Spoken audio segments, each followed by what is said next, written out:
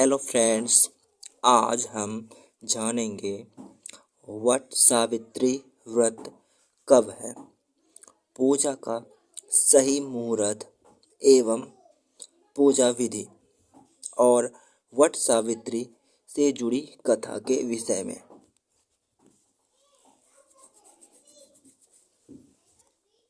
वट सावित्री व्रत, जिसे सावित्री अमावस्या या वट पूर्णिमा के नाम से भी जाना जाता है, 6 जून 2024 को रविवार के दिन मनाया जाएगा।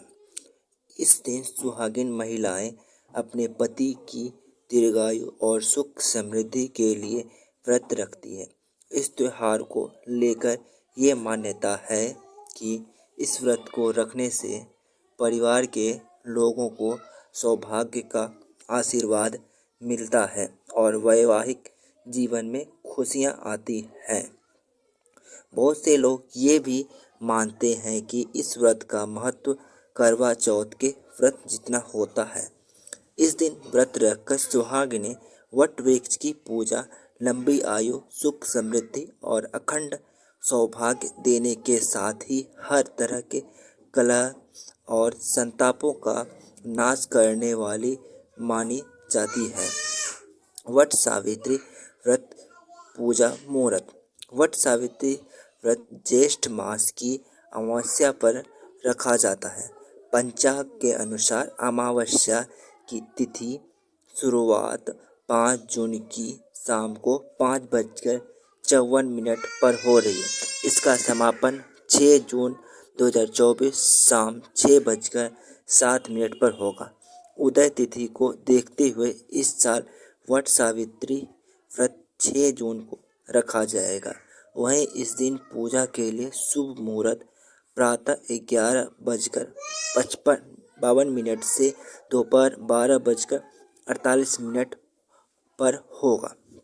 वट व्रत सावित्री व्रत की पूजा विधि। 1 इस दिन महिलाएं प्रातः जल्दी उठकर स्नान आदि करके लाल या पीले रंग के वस्त्र धारण करें। 2 फिर श्रृंगार करके तैयार हो जाएं। साथ ही सभी पूजन सामग्री को एक स्थान पर एकत्रित कर लें और थाली सजा लें। 3 किसी वट वृक्ष के नीचे सावित्री और सत्यवान की प्रतिमा स्थापित करें।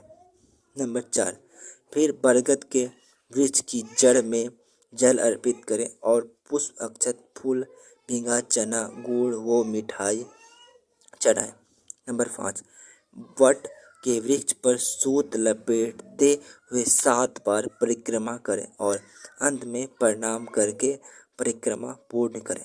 6 अब हाथ में चने लेकर वट सावित्री की कथा पढ़ें या सुनें। इसके बाद पूजा संपन्न होने पर ब्राह्मणों को फल और वस्त्रों को दान करें। वट सावित्री व्रत का महत्व। वट सावित्री व्रत के दिन सुहागिन महिलाएं सुबह उठकर स्नान आदि करके 16 श्रृंगार करती और व्रत का संकल्प लेती है। मान्यता है कि वट सावित्री व्रत के दिन विधिवत पूजा करने से महिलाएं अखंड सौभाग्य का वरदान प्राप्त होता है। पूजन का सामान तैयार करके बरगद के पेड़ के नीचे बैठकर पूजा करती है और कथा सुनती है। अब कथा इस प्रकार है। सत्यवान सावित्री व्रत कथा। प्राचीन कथा के अनुसार मध्य देश में अश्वपति नाम के धर्मात्मा राजा का राज था। उनकी कोई संतान नहीं थी। संतान प्राप्ति के लिए राजा ने यज्ञ कराया, जिसके शुभ फल से कुछ समय बाद उन्हें एक कन्या की प्राप्ति हुई। राजा ने इस कन्या का नाम सावित्री रखा। जब सावित्री विवाह योग्य हुई तो उन्होंने द्युसेन के पुत्र सत्यवान को अपने पति रूप में वरण किया। सत्यवान के पिता भी राजा थे, परंतु उनका राजपाट छिन गया था, जिसके कारण वे लोग बहुत ही दरिद्रता में जीवन व्यतीत कर रहे थे। सत्यवान के माता पिता की भी आँखों की रोशनी चली गई थी। सत्यवान जंगल से लकड़ी काट कर लाते और उन्हें बेचकर जैसे तैसे अपना गुजारा करते थे। जब सावित्री और सत्यवान के विवाह की बात चलने लगी, तभी एक दिन नारद मुनि वहां पहुंच गए। सावित्री के पिता राजा अश्वपति को बताया कि सत्यवान अल्पायु है और विवाह के 1 वर्ष बाद ही उनकी मृत्यु हो जाएगी।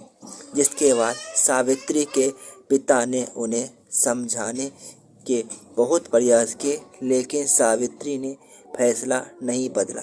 आखिर में सावित्री और सत्यवान का विवाह हो गया। इसके बाद सावित्री सास, ससुर और पति की सेवा में लग गई। समय बीतता गया और वह दिन भी आ गया जिसके बारे में नारद मुनि ने बताया था। उस दिन सावित्री भी सत्यवान के साथ वन को गई। वन में सत्यवान लकड़ी काटने के लिए जैसे ही पेड़ पर चढ़ने लगा, उसके सिर में असहनीय पीड़ा होने लगी। वह सावित्री की गोद में सिर रखकर लेट गया। कुछ ही समय में उसके समक्ष अनेक दूतों के साथ स्वयं यमराज खड़े हुए थे। यमराज सत्यवान की आत्मा को लेकर दक्षिण दिशा की ओर चलने लगे। पतिव्रता सावित्री भी उनके पीछे चलने लगी। उसे पीछे आता देख यमराज ने कहा, हे पतिव्रता नारी, पृथ्वी तक ही पत्नी अपने पति का साथ देती है। अब तुम वापस लौट जाओ। उनकी इस बात पर सावित्री ने कहा, जहाँ मेरे पति रहेंगे मुझे उनके साथ रहना है, यही मेरा पत्नी धर्म है। सावित्री के मुंह से यह उत्तर सुनकर यमराज बड़े प्रसन्न हुए। उन्होंने सावित्री को वर मांगने को कहा और बोले, मैं तुम्हें 3 वर देता हूँ, और बोलो तुम कौन से 3 वर लोगी। तब सावित्री ने सास ससुर के लिए नेत्र ज्योति मांगे, ससुर का खोया हुआ राज्य वापस मांगा और अपने पति सत्यवान के 100 पुत्रों की मां बनने का वर मांगा। सावित्री के यह तीनों वरदान सुनने के बाद यमराज ने उसे आशीर्वाद दिया और कहा, तथास्तु, ऐसा ही होगा। सावित्री फिर उसी वट वृक्ष के पास लौट आई जहाँ सत्यवान का मृत पड़ा था। सत्यवान के मृत शरीर में फिर से जीवन का संचार हो गया। इस प्रकार सावित्री ने अपने पतिव्रत के प्रभाव से न केवल अपने पति को फिर से जीवित कराया, बल्कि सास ससुर को नेत्र ज्योति प्रदान करते हुए उनके ससुर का खोया राज फिर दिलवाया।